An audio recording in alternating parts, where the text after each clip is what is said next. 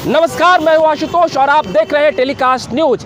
इस वक्त हमारे साथ बातचीत के लिए दो विशेष मेहमान मौजूद हैं। जी हां, हम बातचीत करेंगे बिहार में जो इस वक्त सियासी हलचल मचा हुआ है। जो भी दलें हैं उनको अपने विधायकों पर नकेल कसना पड़ रहा है। दोनों खेमा एनडीए और महागठबंधन एक दूसरे को तोड़ने में और जोड़ने में लगा हुआ है। आइए हम बात करते हैं। हमारे साथ एक खास मेहमान है, वरिष्ठ पत्रकार संजीव राय, और हमारे साथ एक और वरिष्ठ मेहमान बातचीत के लिए मौजूद हैं, मोहम्मद रियाज, जो सामाजिक कार्यकर्ता हैं और बहुत अच्छे राजनीतिक विश्लेषक हैं। आइए तो हम इस चर्चा की शुरुआत करते हैं। सबसे पहले हम संजीव से ये जानने की कोशिश करते हैं कि जो अचानक ये बिहार में एक सियासी तूफान उठ खड़ा हुआ है। 28 जनवरी को जब नीतीश कुमार ने शपथ ले ली तो लगा कि सब कुछ सामान्य हो जाएगा, लेकिन रह रहकर ये खबरें उठ रही है और अब स्पीकर ने भी कह दिया है अभी कि वो इस्तीफा नहीं दे रहे हैं। तो ये पूरा खेल और ये गणित क्या है? क्या वाकई इस नई सरकार पर खतरा है? संजीव, देखिए, बिल्कुल, अगर हम सियासत की बात करते हैं, बिहार विधानसभा के अंदर जो आंकड़ों की बात होती है, क्योंकि आंकड़ों के हिसाब से सरकार होती है। 122 का आंकड़ा यानी कि सरकार बनाने का। 2022 में नीतीश कुमार आरजेडी के साथ हाथ मिलाया और तेजस्वी के साथ एक सरकार बहुत अच्छे तरीके से चला रहे थे। लेकिन जब नीतीश कुमार ने त्यागपत्र दिया तो कहा कि मैं असहज महसूस कर रहा था। तो देखिए, सत्ता और सियासत में आंकड़ों का खेल होता है। आंकड़ों के बाजीगरी में अगर हम बात करते हैं अभी, तो सबसे बड़े दल के रूप में राष्ट्रीय जनता दल है, उसके बाद बीजेपी, और तीसरे मतलब कह सकते हैं तीसरे पायदान पर है जेडीयू। लेकिन फिर भी मुख्यमंत्री नीतीश कुमार। अब क्योंकि जिस तरह से आपने सवाल किया कि बिहार विधानसभा के अध्यक्ष ने कह दिया है कि भाई मैं तो इस्तीफा नहीं दूंगा, यानी कि अब फ्लोर टेस्ट के अंदर यानी विधानसभा के अंदर अब इनको हटाने की जो प्रक्रिया है वो संवैधानिक है। कह सकते हैं विश्वास प्रस्ताव लाकर या वोटिंग होकर। तो इनके अड़ने के बाद कहीं ना कहीं कोई ना कोई खेला तो हो रहा है, क्योंकि कांग्रेस जिस तरह से देखिए हैदराबाद में अपने सारे विधायकों को बंद कर रखा है। इधर अगर हम बीजेपी की बात करें तो जो चर्चा हो रही है कि भाई बीजेपी के तमाम विधायकों को कहा गया कि बोधगया आप आ जाइए। 11 को एक शिविर का आयोजन है, उसमें उनके अपनी कह सकते हैं कि अपना कार्यक्रम है। अब जेडीयू पे आ जाइए। मुख्यमंत्री नीतीश कुमार प्रधानमंत्री से मिलकर आते हैं। पत्रकार लगातार ये सवाल कह रहे, सवाल वही है मुख्य कि क्या फ्लोर टेस्ट के अंदर आप बहुमत साबित कर पाएंगे? बिहार विधानसभा के अध्यक्ष ने कह दिया मैं इस्तीफा नहीं दूंगा। नीतीश कुमार ने कहा अरे सब कुछ ठीक है, ठीक हो जाएगा। ठीक तो हो जाएगा, लेकिन सारे तथ्य और सारी चीज़ें आंकड़ों पर आधारित हैं। और बिहार विधानसभा के अंदर अगर आपके पास आंकड़े हैं तो आप सरकार में बने रहेंगे, यानी कि जेडीयू और बीजेपी की जो सरकार है वो चलती रहेगी। लेकिन अगर उस फ्लोर टेस्ट में जिस तरह से मांझी जी भी अपना पूरा मन बनाए हुए, आपको याद होगा जब सरकार बन रही थी तो मांझी जी को ऑफर था लालू यादव से कि मुख्यमंत्री मैं आपको बना देता हूँ। उनके पास भी 5 विधायक, 1 एमएलसी है। उनका सीधा वार था सुमित सिंह पर कि भाई निर्दलीय एक जो विधायक है उनको आपने मंत्री बना दिया। तो मंत्री इसके पीछे भी बहुत, क्योंकि जमुई क्षेत्र जो है वो उनका बहुत मजबूत है। और ये देखिए पूरा सियासी समीकरण 2024 के जो लोकसभा चुनाव है उसको देखकर किया गया है जी। तो अंतिम तौर पर यही कह सकते हैं कि फ्लोर टेस्ट में अगर विधायक एब्सेंट रहते हैं तो फिर दिक्कतें हो सकती है, बहुत सारी बन रही। चलिए हम मोहम्मद रियाज से बात करते हैं। आप बताइए कि आपको क्या लगता है कि जदयू के भीतर अब नीतीश कुमार की पकड़ कमज़ोर हो गई है, तभी ऐसे सवाल उठ रहे हैं कि उनके विधायक भी भाग सकते हैं? देखिए, नीतीश कुमार का जो है ना वो पूरी पॉलिटिकल पार्टी उनका पैकअप हो चुका है। वो एक ही चेहरा थे नीतीश कुमार, और नीतीश कुमार का जो छवि बना उससे इन्होंने बहुत बड़ा फायदा तेजस्वी को दिया, राजद को दिया। एक ग्राफ जो बीजेपी का जो अपना ग्राफ है वो तो रहेगा ही, क्योंकि वो उसकी एक अलग छवि है। वो जिस माइंडसेट से आते हैं बीजेपी के लोग, वो लोग वो एक जगह खड़े हैं, उसमें कहीं दरार नहीं। लेकिन जिस आइडियोलॉजी के तहत थे, जिस आइडियोलॉजी के तहत ये सत्ता में आए थे, उस आइडियोलॉजी से ये बिखरते हुए देखे। और जब जदयू के मुख्यमंत्री का ही जो चेहरा है उनका ही भविष्य अब खतरे में, तो और लोगों का तो निश्चित रूप से अब करंट 24 का चुनाव है। 24 के चुनाव के लिए ये लोग डील भी कर लिए, और ये डील कर रहे हैं या ये चाह रहे थे कि बिहार से हम नीतीश कुमार को पूरी तरह से सॉर्ट आउट कर दें, यानी किनारा कर दें। लड़ाई कब होगी? लड़ाई होगी राजद वर्सेस बीजेपी की लड़ाई का ये लोग जो समीकरण बना रहे थे, जिसकी वजह से पैदल चल करके ये सीएम तेजस्वी के घर गए थे। ये तो पता ही होगा आपको। तो जब चल करके गए उसके बाद इन्होंने अपना ग्राउंड बनाया। ग्राउंड बनाने के बाद जब तेजस्वी के साथ ये चल रहे थे, ये सरकार में थे, बेटे की तरह था और ये समझा सकते थे, उनके शिष्य की तरह था और बहुत ओबीडियंट लड़का है, अच्छा लड़का है, लेकिन उसके बाद भी वहाँ नहीं बन पाया इनका रिश्ता।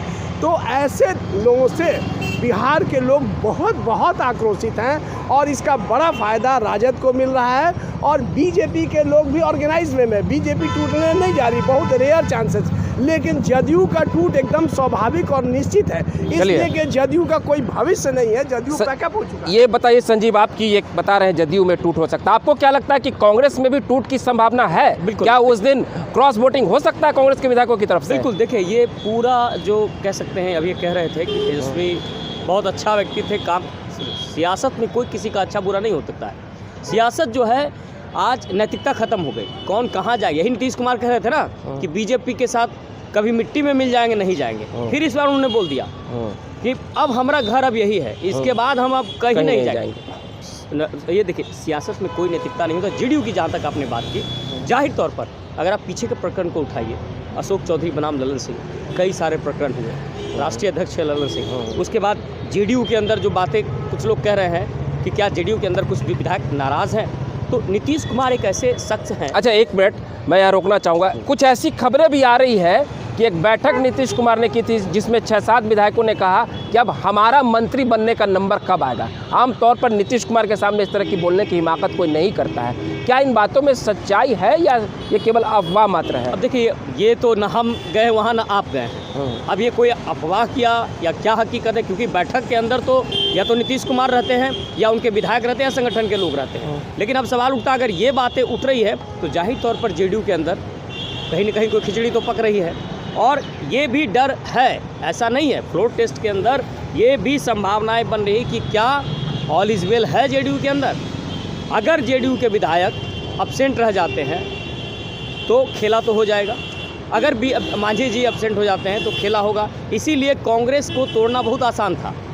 कांग्रेस के जो विधायक थे उसमें से अगर 1/3 टूट जाते तो एक बड़ा तबका जो है इधर आ जाता जेडीयू के साथ, क्योंकि देखिए अशोक चौधरी काफ़ी लंबे समय से कांग्रेस के साथ रहे और अभी अगर कहा जाए तो एक गुड फेथ में है नीतीश कुमार की, और लगातार आप देख रहे हैं जिस तरह का प्रकरण बन रहा है, तो संभावनाएं बहुत सारी बन रही। लालू प्रसाद यादव भी कोई कम खिलाड़ी नहीं है, वो बिहार की सियासत को और देश की सियासत को लंबे समय से देख रहे हैं। तो अब कई बार बीजेपी के ही लोगों ने कहा ना कि भाई आरजेडी की तरफ से कुछ लोग जो है फ़ोन कर रहे हैं, कोई कह रहा हमने रिकॉर्ड कर रखा है, कोई कह रहा हमारे पास सबूत है, तो पार्टी अपने तरह से अपना वो कर रही है।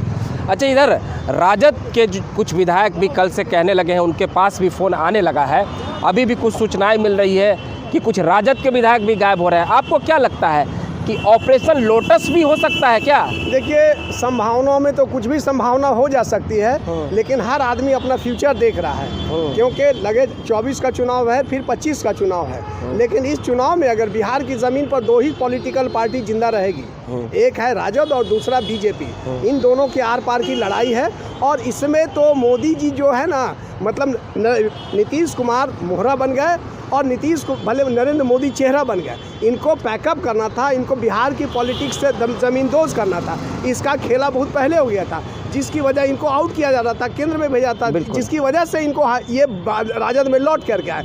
फिर उसके बाद इनके मन में क्या खिचड़ी पकी, किस बात से इनको डराया गया, या तो ईडी सीबीआई या फिर और किसी तरह का चार्जेस। बिल्कुल एक सवाल और हम पूछ लेते हैं, आपको क्या लगता है कि बिहार में राष्ट्रपति शासन भी लग सकता है? देखिए अगर फ्लोर टेस्ट में सबसे बड़ी पार्टी आरजेडी है, लेकिन अभी क्या है, जेडीयू और बीजेपी ने अपना बहुमत दिया, सरकार में है। संभावनाएं अगर फ्लोर टेस्ट में पास नहीं होते हैं नीतीश कुमार, तो संभावना ये भी है राष्ट्रपति शासन लग सकता है।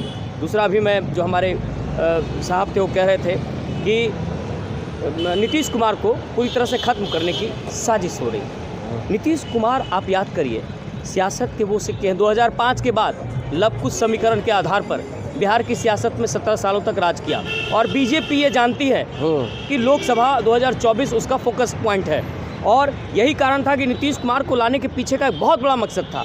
जो 36% वोट बैंक है, 26% वोट बैंक जो अति पिछड़ा और पिछड़ा की अगर हम बात करते हैं, तो वो जो वोट बैंक है उस पर बीजेपी की पूरी नज़र थी। और यही देखिए आप तस्वीरों में अभी सम्राट चौधरी, विजय सिन्हा और प्रेम कुमार, यानी कि एक बड़ा तबका एक नीतीश कुमार और इनका जो बैकवर्ड का जो वोट है, क्योंकि देखिए एमवाई समीकरण को एक काट नहीं पाए, कुछ भी हो गया एमवाई समीकरण, लालू के इस समीकरण को अभी तक कोई भेद नहीं पाए और यही है सियासत है।